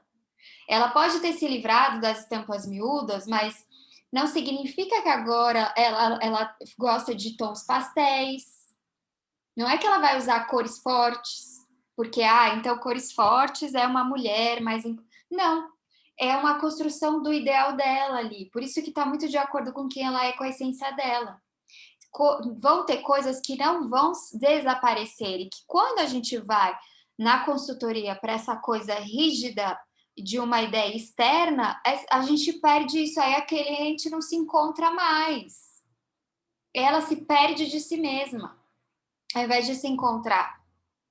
Né? Então, é um trabalho muito em cima dessa singularidade. Então, num processo de trabalho com autoimagem, a cliente vai se apropriando, né, do próprio processo em si, né? E aí ela tem a possibilidade de ir revendo essa imagem que ela construiu. Qual que era a imagem que ela tinha construído? ela ainda estava na imagem de menininha, de tudo isso que ela falou que ela não queria mais, né? Que muitas vezes estava atrelada ao estilo romântico também, mas agora ela está podendo fazer, digamos assim, uma depuração, né? Então, é isso que ela vai decidindo. E a gente vai fazendo o quê? Oferecendo o acompanhamento, o suporte, o caminho, né? Faz isso, observa isso, né? Você reparou isso? E quem vai atravessando é o cliente. Então, é isso, né? Ao invés de interpretar, questionar, né? Ao invés de interpretar, se esse é o objetivo da minha cliente, então ela precisa disso, disso, disso, disso. Não. Questiona, né? Aonde que está isso para você? Que peças, que cores, né? Que você vai se sentir mais valorizada, mais que você vai se amar quando você vestir, né? Se autoaprovar, se ver de uma forma positiva, né? Então, o que é essa tal empatia, né? É a capacidade de estar com o outro, é a gente ter essa capacidade de estar com o nosso cliente em uma determinada circunstância, entendendo intimamente como que esse outro se sente, né? Se colocando no lugar dele, procurando sentir o cliente com os olhos dele, né? E ver o cliente com os próprios olhos dele, né? Sem os julgamentos, fazendo esse espelhamento, né? Então, escutando, deixando que seu cliente se expresse, estando nesse momento presente, disponível, né? Estar realmente ali para ouvir, para captar e para devolver. Ser objetivo também. Não significa que a complexidade desse trabalho tira a objetividade, né? A objetividade, ela surge quando? Quando a gente pode, de alguma maneira, fazer a redução fenomenológica, né? Colocar, entre parênteses, a nossa subjetividade, né? Para a gente olhar o nosso cliente por ele mesmo. Então, procurar, de alguma maneira, se colocar neutro. Eu falo procurar porque é muito difícil, é um exercício, né? Então, estar ali atento, estar no momento presente com o seu cliente, às vezes indagar, questionar, que são os momentos mais ativos, né? Chamar o seu cliente para se responsabilizar também, para estimular o movimento e as atitudes, para que ele também não fique só no pensamento, né? Então, aprofundar essa experiência ali vivida com ele, para que o cliente possa chegar numa mudança, né? Como a gente fala na fenomenologia, uma mudança existencial, né? Meio que um jeito de questionar para o cliente, nesse processo dele se conscientizando, o que ele vai fazer com tudo isso? O que ele vai fazer com tudo isso que ele está percebendo, que ele está acessando, que ele está se conhecendo, que ele está te contando também, né? O que ele vai fazer com essa história, né? A autoimagem é isso também, é uma história que a gente conta da gente, para a gente e para o mundo. O que ele vai fazer com isso, né? Então, muitas vezes, a gente pensa junto caminhos possíveis para o cliente escolher, levanta ideias junto com ele, pensa nas forças pessoais, que a gente vai falar mais na próxima aula de psicologia positiva. Quais que são os desafios, as dificuldades, crenças, mitos, dogmas, verdades absolutas, né? Questionar, na mídia é isso, né? Algumas ideias que às vezes surgem. Não trabalhem com ideias absolutas, né? Como que é para você? Qual que é a tua relação com isso, né? Então, sair de uma ideia geral que serviria para todos. E aí ter esse objetivo de diálogo, de troca, de contato, né? E aí as técnicas dos exercícios são um complemento, né? A ideia é muito do que o Rogers fala também, que é a gente ter uma postura de afeto positivo mútuo. Então, a gente aceita do nosso cliente, quando a gente trabalha com o real e com o ideal, a gente está aceitando os dois lados, a gente aceita as falhas e as qualidades. E a gente convida ele a refletir sobre isso, refletir se esse ideal é benéfico, se esse ideal está trazendo coisas positivas ou se está prejudicando.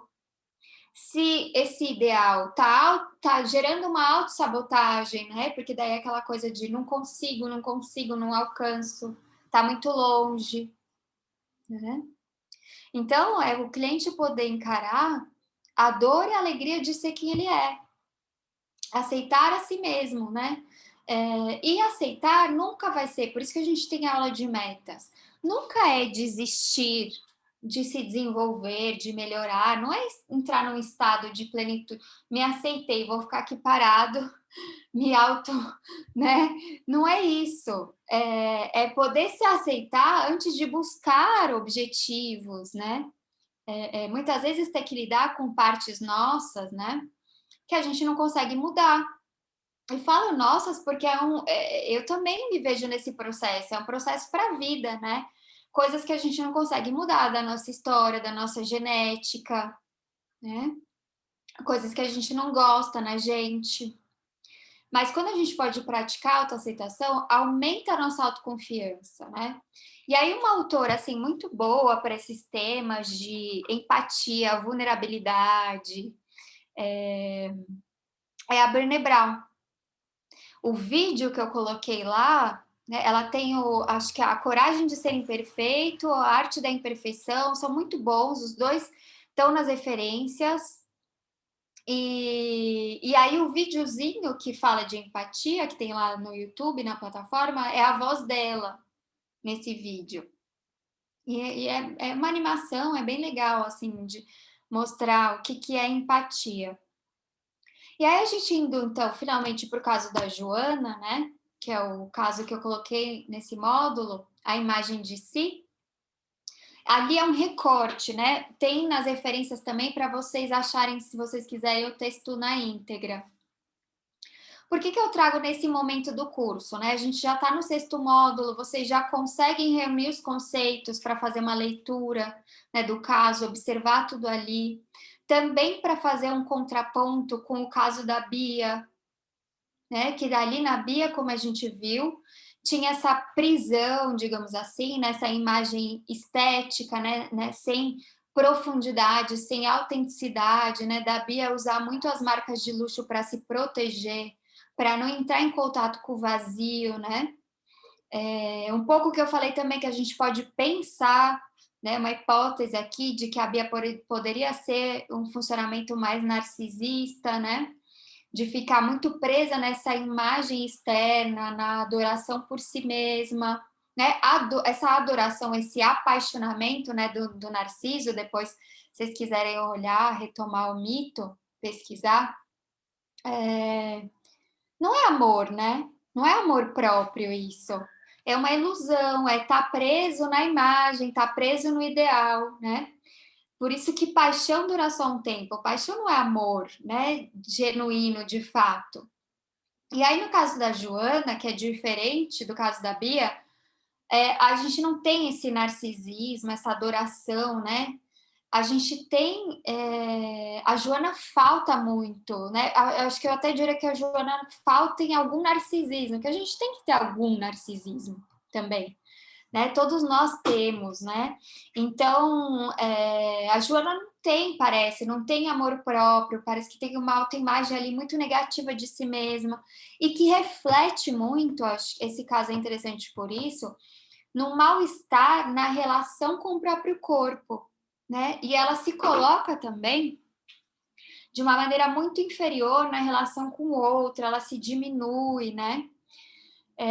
Então, como a gente viu, essa autoimagem, ela vai refletindo muito nos nossos comportamentos, né? E num processo ali com a Joana, seria muito de conscientização, dela poder se conscientizar dessa imagem que ela tem de si mesmo.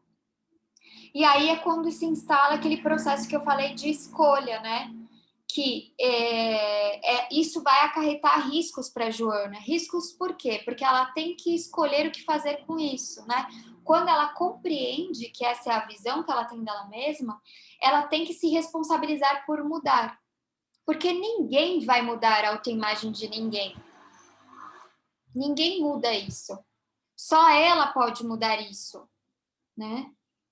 Então, é isso que a gente tem que estabelecer com o nosso cliente, que eles possam se responsabilizar por eles mesmos no processo de mudança deles, se responsabilizarem pela própria autoimagem que eles têm ali construída.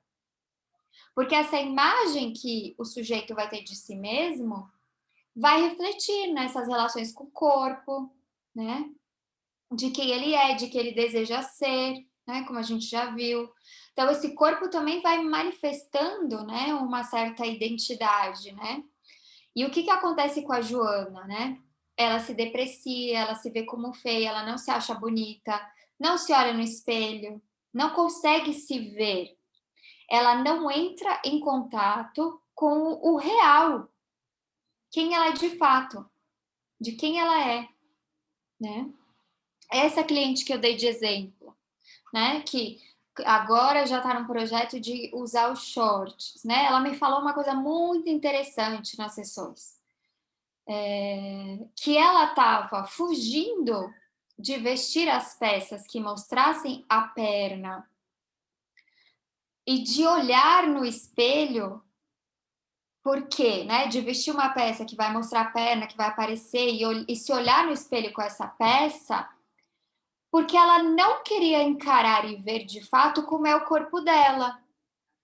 Mas aí ela se deu conta, quando a gente foi fazendo os exercícios todos, exercício de técnica do espelho, dela vestir a peça e ver como que ela se sentia na frente do espelho, ela foi se dando conta que não tinha nada de errado com o corpo dela, quando ela pôde encarar isso. Que o problema não estava no corpo, estava na ideia que ela tinha, na ideia que era negativa. Porque ela achava que era feio, que era ruim. Quando ela enfrentou, ela viu que não. Porque o que ela estava fazendo? Ela estava se esquivando de olhar. Então, quando tem essa esquiva também, fica fixado numa ideia daquilo, né? Que é isso que é a autoimagem, né? Então, quando ela enfrenta, né? Quando eu falo para ela exercitar, para ela fazer isso, para ela enfrentar, ela vê que não é aquilo que ela criou.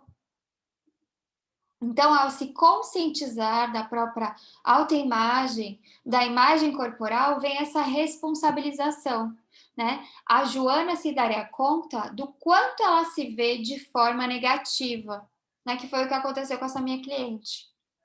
Quer dizer, se eu estou num processo e eu percebo que eu não gosto, sou eu que não gosto de mim, né?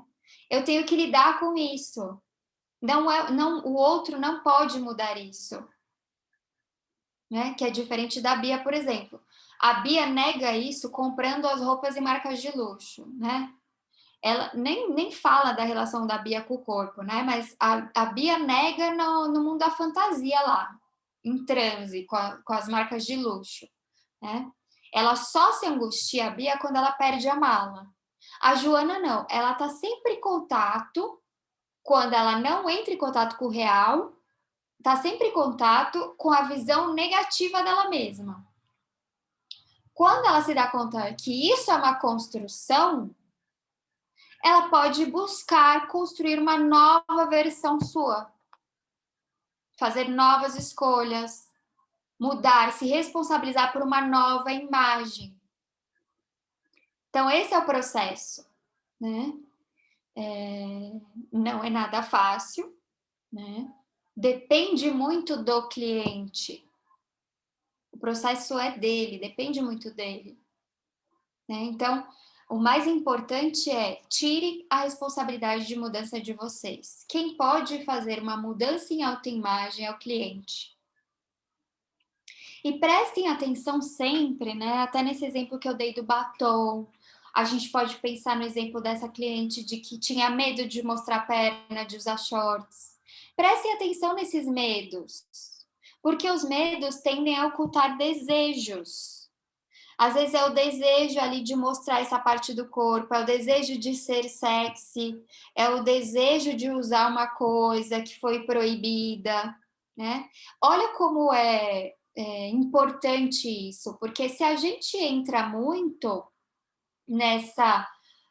na coisa do biotipo, né, de colocar a peça para disfarçar, a gente não deixa esse desejo vir à tona. Fala, Carol. Oi, eu sempre, né, falo a beça, mas... Eu vi as pessoas escreveram outras coisas, mas eu perdi. O Depois quê? eu volto. Ah, tá, não, eu tava falando de outra coisa. Mas você estava falando dessa coisa dos medos.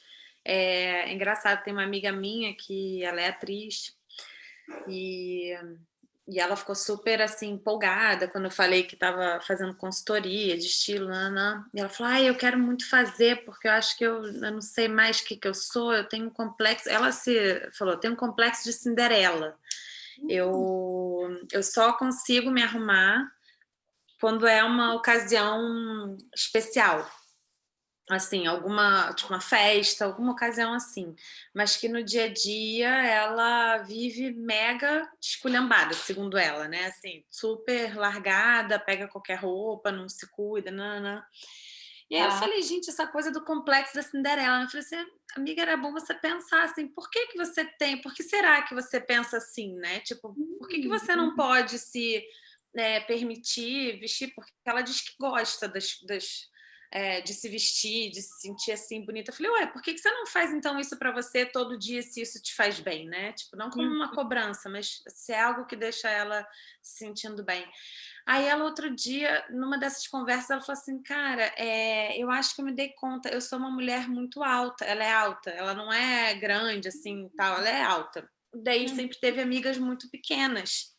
Então, ela diz que ela sempre sentia um pouco como se ela tivesse que se esconder para não aparecer mais do que as amigas. Gente, aí eu falei, amiga, é isso, é o complexo da Cinderela. Tá isso a solução, né? Tipo assim, a causa disso, né? De você se esconder porque você acha que você tem que se adequar porque as suas amigas são menores e porque se você se veste, você já é uma mulher grande, então você chama atenção, que você chamaria muito mais atenção se você tivesse produzida.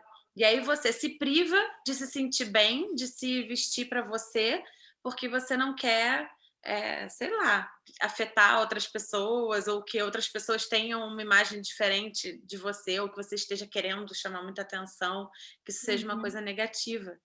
É muito doido isso, né? E também quando você falou essa coisa do sexy, é muito difícil para as mulheres hoje em dia ainda assumirem que tem essa vontade, né, de se sentir mais sexy. E que também fica, acho que, muito esse estigma de que o sexy é necessariamente... você só pode ser sexy ou ter um estilo mais sexy se você estiver usando determinados tipos de roupas ou determinados tipos de...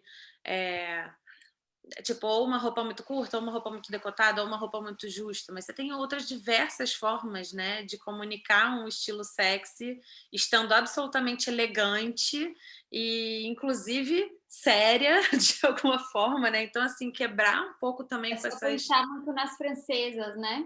Por exemplo. Exato. Exato. E aí eu estava falando lá no chat sobre isso, da imagem da pessoa não poder, quando você falou do batom vermelho também, né, e tal, da pessoa não poder, às vezes, ser quem ela quer ser ou se privar disso por conta do meio ou por conta da sociedade, enfim. Que a Gabriela Prioli, ela sofre vários questionamentos sobre isso, né, porque, pô, ela é mega inteligente, ela é advogada, né, então ela atua ela atua como advogada, acho que não sei se ela ainda atua como advogada, mas ela dá aula e ela apresenta lá o programa dela. E assim, mas uma jornalista ou uma apresentadora não poderia usar esse tipo de roupa, né? Essa cor, esse tipo. Você é uma Barbie ou você é uma apresentadora de. Então, assim, as pessoas sempre questionam, né? Mas realmente a pessoa tem que peitar, né? E acho que isso às vezes. E eu pega, trocaria não uma sei. pessoa por mulheres. Vê se alguém fala de um homem, né? Esse exemplo da sua amiga. Ninguém fala para um homem chamar menos atenção, né?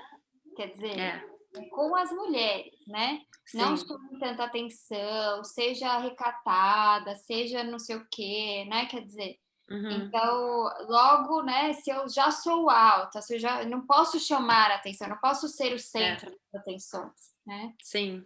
E aí Eu fiquei muito impressionada quando ela falou. Eu falei, nossa, tá aí o porquê do você diz, seu complexo de Cinderela. Vamos trabalhar isso aí. Eu falei, o tamanho, às vezes, tem a questão, né, do corpo fora do padrão, por não ser o corpo magro, mas às vezes é o tamanho mesmo, assim, é um corpo grande. Não, ela é magra, ela é uma mulher alta. Só, ela nem é grande, assim, estrutural, ela não é muito larga, nada, ela é só alta. E nem é tão alta, falando assim, parece que ela tem 1,90 m. Não, ela é uma mulher de, sei lá, 1,70 m e pouco. Só que talvez ela tenha amigas, por exemplo, eu tenho amigas muito pequenas, muito mesmo. Tipo assim, 1,50 m, e todas minhonzinhas, bem pequenininhas. Então acaba que eu sempre, além de eu ser mais gorda do que todas elas, eu ainda tenho essa questão de eu tenho uma altura super mediana, 1,64 m, mas do lado delas eu sou uma giganta, né? Aí às vezes eu ficava meio, ai, será que eu vou de salto? Porque aí eu vou ficar muito alta do lado das meninas, sei lá, rola umas coisas assim, né? Mas é muito doido. Construído socialmente, né? Se Sim. não fosse, né? Se não tivesse esses padrões, essas construções, isso seria só uma diferença, né? Uhum. Eu tenho esse corpo, você tem esse, eu tenho essa altura, você tem essa, né? Essas seriam só diferenças, né? Mas Sim. tem essas construções, né? Do que é o belo, do que é o esperado, do que né, tá dentro do padrão. Sim. Quando a Carolina começou a falar da amiga dela, eu me lembrei de essa coisa de se vestir para o outro, né? Que a gente entra muito na coisa, às vezes, de não merecimento e também das relações com a família. Me marcou muito, pessoalmente, uma ocasião que eu não me arrumei, na verdade. Eu só tomei um banho e coloquei um vestido que era um vestido que eu não usava para ficar em casa. Era um vestido que eu usava para sair. E aí, o meu filho, ele estava com 3 aninhos na época, então muito pequenininho, né? Ele falou assim, mamãe, onde a gente vai? E aquilo mexeu muito comigo, porque eu percebi que eu estava dedicando o meu melhor para o outro, e não para minha casa, não para o meu filho. Então, entra muito... Tá falando? Só não tô perdida em quem tá falando. Lívia, é porque eu tô com a câmera desligada. Pela voz eu... Tá. E aí entra muito nessa coisa, né, dos fazer para o outro e também a questão dos padrões, né, porque a gente é muito cobrada. Então, a imagem da mulher é muito cobrada. A mulher tem que, é igual você falou, né, um homem não precisa se mostrar, ai, seja discreto, seja pareça competente, pareça isso ou pareça aquilo. Então, a mulher ela tem que se dedicar o dobro, né? Sim, pela imagem, né?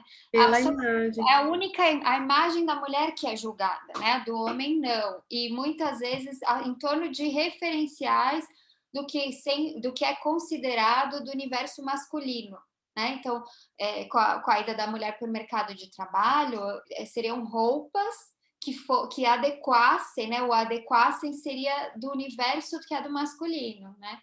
Então, é muito isso. Larissa estava com a mão levantada, eu não vi, Larissa, desculpa.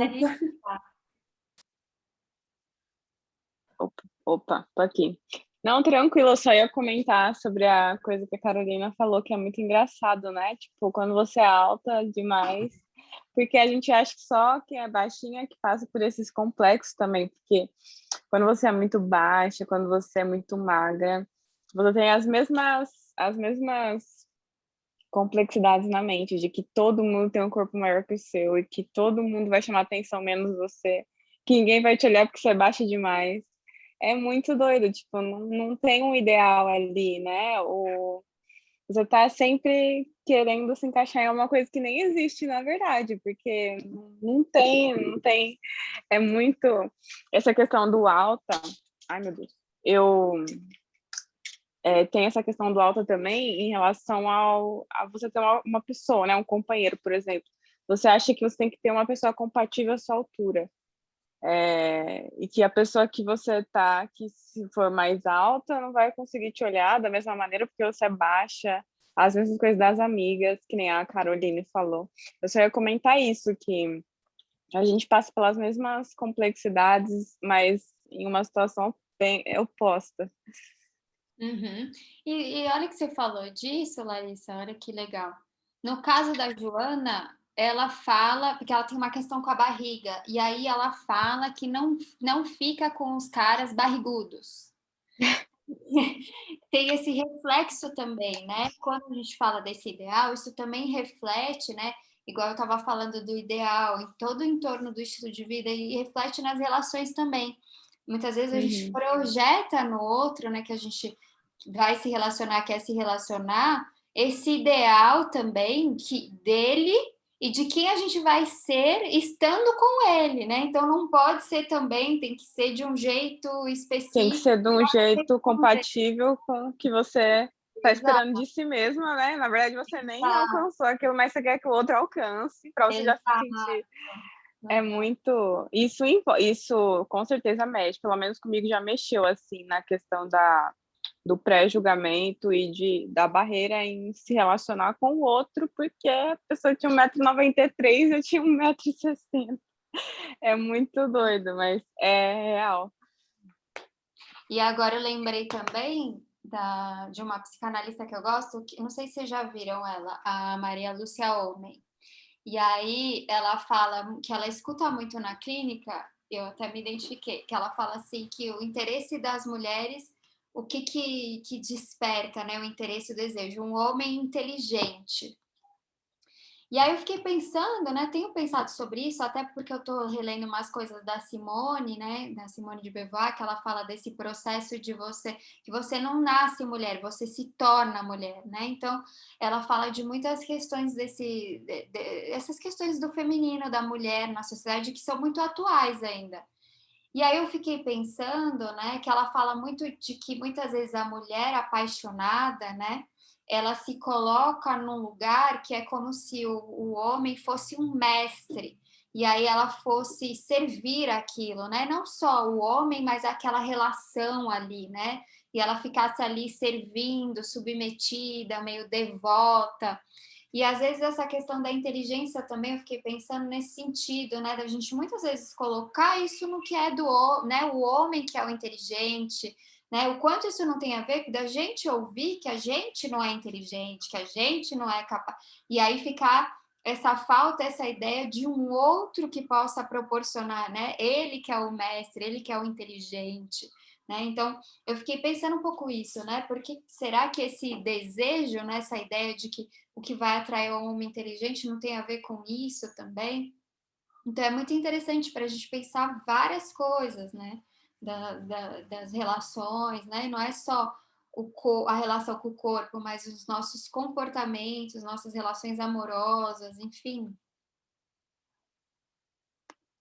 Como chama essa autora que você falou? É Simone o quê? Beauvoir. É uma francesa. Ela que teve um relacionamento com Sartre. É bem interessante que ela é bem feminista e, ao mesmo tempo, ela teve uma relação muito forte com Sartre, né? Que é um filósofo também. E aí eles tinham uma coisa muito livre mesmo, né? Tanto que eles tinham uma relação aberta, tanto ele quanto ela ficavam com outras pessoas. Eles nunca moraram na mesma casa, ela sempre lutou muito contra isso, né? Com essa ideia da mulher, ela fala muito assim nos livros, já li várias vezes, né? Até em momentos de entrevista, assim, que conselhos você daria a uma mulher? E aí a primeira coisa que ela fala é não se case, né? Porque naquela época eram as únicas possibilidades, né? Da mulher, assim, era de ser vista. Ela fala muito disso. A mulher só é vista hoje, ou se ela se casa e tem um homem, ela é vista através dele, ou se tornando mãe. E aí ela tá sempre presa, ela não tem possibilidades, né?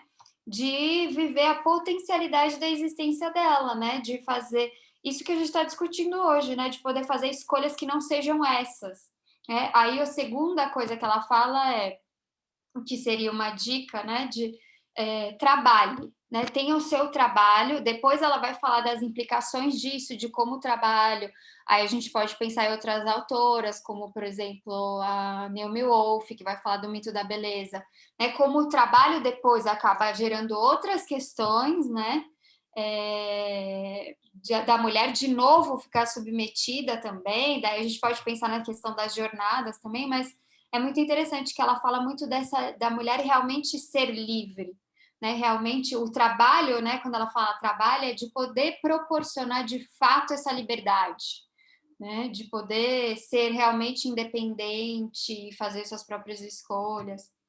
Então, e aí o livro que fala sobre tem 2 volumes, que é o Segundo Sexo, né, que ela vai fazendo toda uma leitura da questão da mulher, desde a questão biológica, aí ela vai desconstruindo essa questão de que a mulher seria inferior por uma questão biológica, então tem uma série de coisas ali, é bem interessante, bem legal, vale a pena. Bom, voltando, será que eu consigo voltar ou me perdi aqui? Eu estava falando dos desejos, né? Então, essa conscientização que eu estava falando é desse contato com esses desejos também, né? Mas também é aquilo que eu falei. Ao entrar em contato com isso, só a cliente pode decidir o que fazer disso, né? O projeto é dela e só dela, né? É uma liberdade radical, né? Então, é poder sair de um lugar, né, dessa autoimagem negativa, às vezes de um vitimismo, né, de se colocar sem escolha, né, para poder decidir, né, essa cliente, por exemplo, do batom, que eu dei de exemplo, né,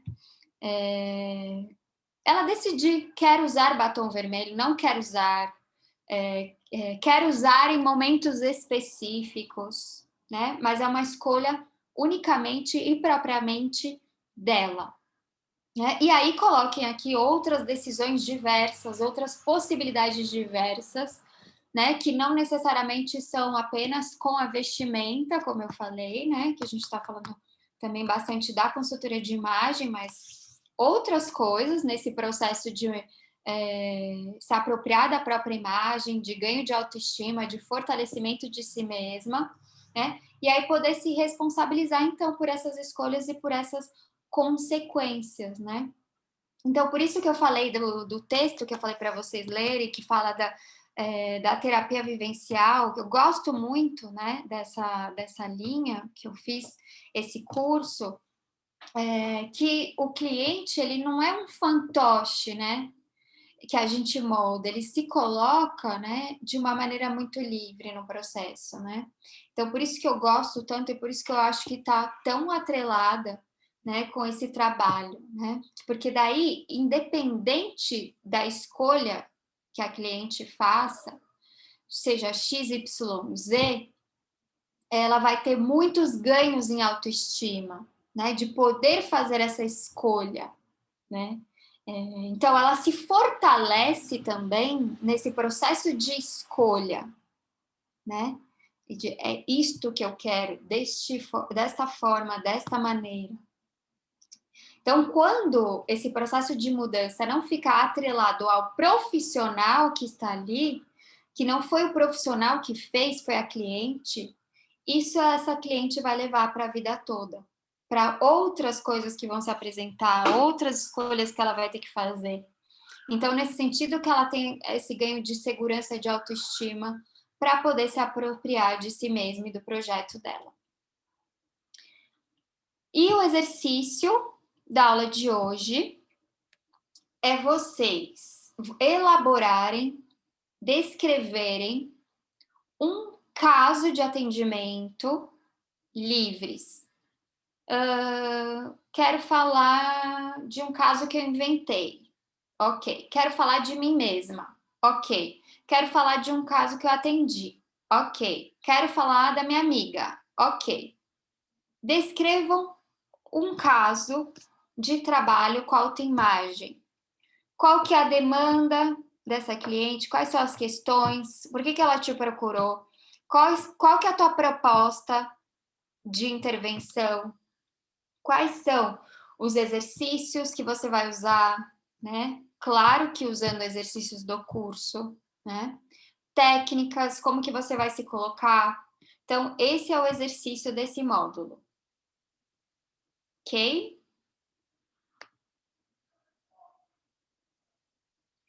Eu não estou conseguindo, eu queria pegar...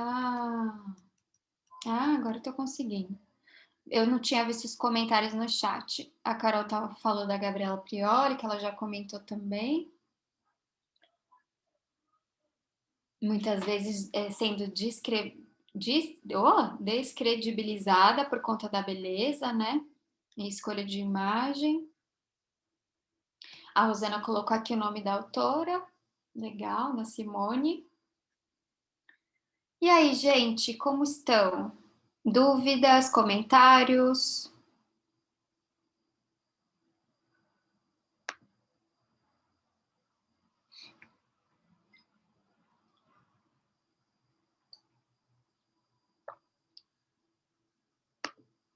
Eu tenho uma dúvida.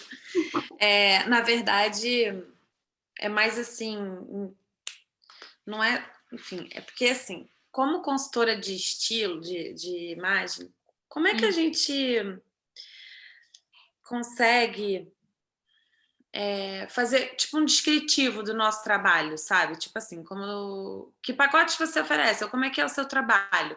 Quando a gente faz a formação de consultoria de estilo, né, tem sempre mais ou menos um modelo, aí cada um vai se adequa aquele modelo enfim, ao que deseja fazer. Mas esse trabalho, assim, passando por esse curso e levando em consideração toda essa questão da autoimagem, ele é muito mais subjetivo, de certa forma, né? Porque ele é muito mais individual. E assim, é muito o que eu acredito, sabe? Tipo assim, eu tô muito assim, empolgada, porque eu tô, caraca, é exatamente isso que eu quero. É exatamente isso que eu quero. E eu nunca soube muito o que fazer na consultoria, porque eu definitivamente eu não acredito nesses imposições de padrões e de formatos e de a roupa tal para o negócio tal, enfim, que eu acredito muito nessa individualidade mesmo da mulher, né, no caso, porque eu me proponho a trabalhar só com mulheres. Como que a gente comunica e trabalha assim, como você trabalha com as duas coisas, né? Não é? Você atende também clinicamente e também atende como consultora de estilo, não? Eu não atendo mais como consultora. Ah, entendi. Mas você já fez isso em algum momento? Meu foco de trabalho é só autoimagem e autoestima. E aí é aquilo que eu falei, eu não entro em... Eu só entro em falar de roupa se isso é uma demanda. Entendi. E aí eu só uso isso com ferramentas de psicologia da moda. Porque é isso, é o meu posicionamento e minha escolha de trabalho, tá? Mas é que você é psicóloga, você pode trabalhar de outra forma. Tipo assim, no meu caso, eu não tenho essa habilitação, né? Não me formei em psicologia e tal. Como é que a gente consegue... Gente, eu fico muito assim, como é que eu tô bem no momento de transição, né? Como eu já falei, assim, tô voltando a ver como é que eu vou comunicar o meu trabalho e até como atrair, ou como trazer clientes, né? Porque também tem essa massificação aí de informações, tipo, que cor usar, que não sei o quê, que não, e gente, eu já tô por aqui, assim, eu não aguento mais, não tem nada contra quem faz, mas é que eu queria fazer algo diferente, muito mais alinhado com o meu propósito, que é isso, sabe? Poder proporcionar essa... Você fez, Carol, desculpa perguntar, mas você fez a formação da Ecole ou não? Não, eu fiz na oficina de estilo. A oficina de estilo também tem pelo que fechou, né? Fechou, eu fiz na última turma deles. Mas elas têm um olhar bem mais empático do que várias outras linhas, né? Então, pois é, eu escolhi a oficina por isso. Mas ainda assim tem algumas coisas engessadas, né? Tipo, a questão das prioridades. Elas não usam os 7 estilos universais, elas falam das prioridades. que eu acho já bem mais legal. Aí depois eu fiz um curso de semiótica, que aí a professora já falava, Carol, legal. não fala sobre, não vamos definir nada, uma palavra, você tem um estilo tal, tal, porque eu já não trabalhava assim, por escolha minha. Eu tinha isso assim, eu não vou dizer você é isso e aquilo, porque para mim, Carol, não faz sentido, né? Tipo, de novo, é uma escolha minha, não é uma crítica a ninguém, é porque eu não acredito nisso. Enfim, como trabalho para mim. E aí eu tô muito assim, o que eu vou fazer com isso? Olha, tá vendo? Ó, o que eu vou fazer com isso? Era isso que eu ia te dizer. Eu te ouvindo, a sensação que eu tenho é que você precisa fazer algumas escolhas. Sim. De tudo que você já estudou até hoje, de tudo que você já viu, você tem uma bagagem. Você tem formação de consultoria de imagem, você fez o curso de oficinas de estilo, que é diferente. Você fez esse de semiótica, você está fazendo aqui o de psicodeltoimagem. Você vai ter que fazer escolhas, né? Quando você decide esse posicionamento, né? Vamos pensar aqui que o teu projeto é esse, né? Né? Então, você quer oferecer isso para essas mulheres porque é o que você acredita. Você vai ter que escolher que tem coisas que você não vai usar. Não, isso eu já estou tranquila também, Entende? nesse Então, sentido de... isso eu não vou fazer, isso eu não vou mais fazer, agora eu vou fazer isso, eu vou trabalhar assim. Tudo que eu explico aqui para vocês de psicologia da moda, eu falar isso não é para dizer que é uma coisa que só eu posso fazer. Não, eu estou falando para vocês fazerem. Sim, Você sim. pode usar tudo isso, entendeu? Então, você pode se colocar dessa forma, né? Quer dizer, sei lá, aí depende de como que você vai dar a cara aí, vai construir tua marca, teu modo de se colocar nesse mercado, entende? Mas o que eu estou percebendo do que eu te ouvi é que você vai precisar fazer algumas escolhas nesse sentido. Às vezes você vai ter que se opor um pouco.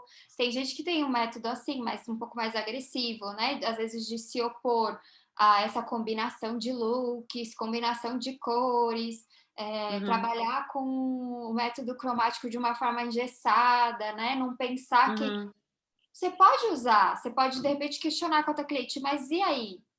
Como que é para você essa cartela?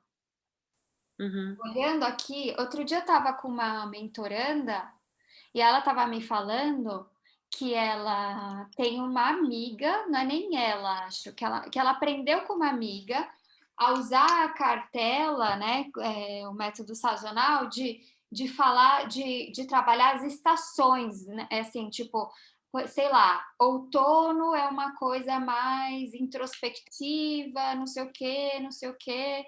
E aí usar o outono, os pontos, né, da cartela outono nesse sentido, primavera, mas, né, muito mais relacionando com a personalidade. Como eu já falei, na escola a gente tem os testes de cores de essência, também gosto bastante. Eu uso muito isso de como que é a cor para cliente, né? Que sentimento que desperta. Então, você vai ter que ir escolhendo, né? Como eu vejo muito, né, a escolha de não usar mais biotipo, né, são escolhas. E, às vezes, tem consultoras também, né, do que eu vejo de alunas, que usam dependendo da demanda, né, mas tem cliente que não quer esse trabalho, quer que a consultora diga. Tem. Eu já, por exemplo, não consigo. Né? Então, eu não consigo também. É isso, são escolhas nesse sentido. Quando você delimita, eu vou ser assim, eu vou fazer isso, esse é o meu posicionamento, tal. Do mesmo jeito que eu vejo, eu conheço psicólogas que trabalham bastante com psicologia da moda e elas gostam de usar teste de cores, gostam né, de atuar de outro jeito. Então, é você escolher também. A dúvida da Carolina é a dúvida que eu tive hoje à tarde também, pensando um pouquinho sobre isso. Eu fui fazer uma apresentação para uma cliente hoje e é muito essa coisa da gente... Vou contar um pouquinho como eu tenho feito, e aí é bom que vocês me falam se é por aí, se é por esse caminho. A minha consultoria, né? Eu formatei ela em 10 etapas, E a etapa de cores é uma etapa, é a única etapa que eu faço isolada, porque eu faço parceria com salão de beleza, faço parceria com maquiador, então é a única etapa que eu faço isolada. As outras etapas não faz sentido para mim fazer isolada. Então, por exemplo, fazer um guarda-roupa não faz sentido para mim ir no guarda-roupa de uma cliente se eu não conheço o estilo dela, se eu não conheço o corpo dela, se eu não conheço a rotina dela, né? Não faz sentido. Às vezes me procuram para poder fazer stylist para um show, por exemplo, para um cantor. Goiânia tem muito sertanejo, né? Então, de vez em quando, as pessoas pedem. Não faz sentido para mim.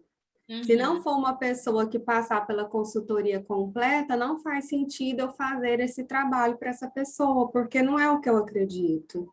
Uhum.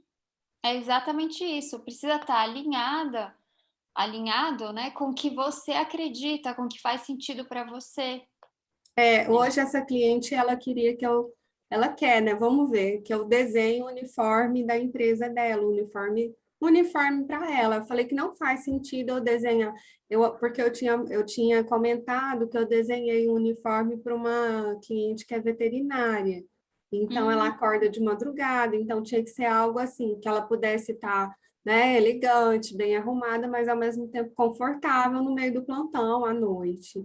E aí ela achou, né, gostou, e você desenha o meu uniforme. Eu falei, não faz sentido fazer um uniforme para você sem conhecer, né? Enfim, tudo que a consultoria tem. Então, tipo assim, eu poderia fazer? Poderia, mas eu prefiro abrir mão de fazer uma etapa isolada, um uniforme, um desenho de um uniforme, né? Eu prefiro que ela faça a consultoria toda porque é o que eu acredito, ou não, ou não fazer nada. E aí é cada um, né, que vai escolhendo como que vai se colocar. Eu vejo, às vezes, até no Instagram, quem gosta de trabalhar muito só com cores, né? Você vai montando, digamos assim, a tua imagem profissional também, né? Nesse sentido. Conectado com quem você é, com o que você acredita, com o que faz sentido para você. Sim. E aí acho que é isso, mas depois eu fiquei, será que é isso mesmo? Né? Eu falei com a cliente à tarde, depois eu fiquei, mas será que é isso mesmo? Mas, assim, sentindo que é por aí, né? Mas com uma duvidazinha. Sim. O que eu já passei,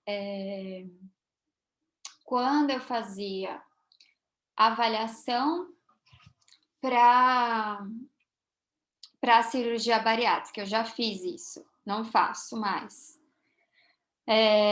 E mesmo assim eu já trabalhava com essa coisa da alimentação consciente e intuitiva. Até para já ir trabalhando com o cliente, o pós-cirurgia, né? Porque não é um processo só que o cliente vem, se avalia, faz, né? E tchau. Que tem várias questões, vários riscos, enfim. E aí já aconteceu várias situações assim do cliente ir embora, porque ficava com medo de emagrecer. De repente eu emagreço porque eu estou trabalhando minha relação com a comida, com o corpo, com o emocional, e aí eu não vou fazer cirurgia. Já aconteceu também mas eu quero um método de emagrecimento rápido, né? Não tem, né? Tem que ir com calma, então também nesse sentido de ir embora, né?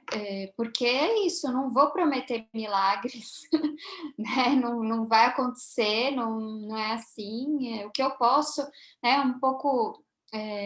Eu acho que foi Freud que falou isso. Tem algum autor, né, que é muito assim, mas o que você pode esperar, né? O que o paciente, o cliente, o que ele pode esperar do final? Na verdade, ele não pode esperar nada. A única coisa que eu posso garantir, né, é que eu estarei ali com ele durante Eu todo esse... vejo muita gente prometendo cura também, né? Consultora de imagem prometendo cura. Isso, tem que ter muito cuidado com isso. que é aquilo que a gente falou também do limite, né? Não dá para prometer coisas que, né, na verdade, não se cumprem, né? Que não tem garantia. Na verdade, assim, é algo que nem a psicologia pode garantir. Isso. Imagina uma consultora de imagem, né? Exato. Até a discussão do que é cura, né? O que é cura? Né? Então, porque o próprio sintoma, né? Que é um sintoma, né? Uma coisa que o paciente, o cliente, que a gente produz, né? Nós temos sintomas que a gente produz para lidar, né, com uma angústia, com um sofrimento, com uma questão. Então, quando a gente vê o sintoma por essa perspectiva, né, se a gente pensa um transtorno alimentar, né, sei lá, os sintomas possíveis, ele é já uma tentativa da pessoa de se curar. Ele já surge nesse sentido. Então, por isso que não é simples de tirar, você tira, né? Vamos tirar, resolver, né?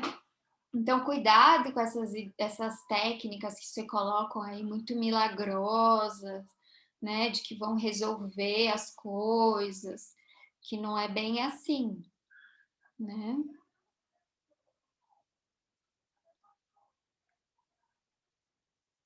Mais alguém? Não?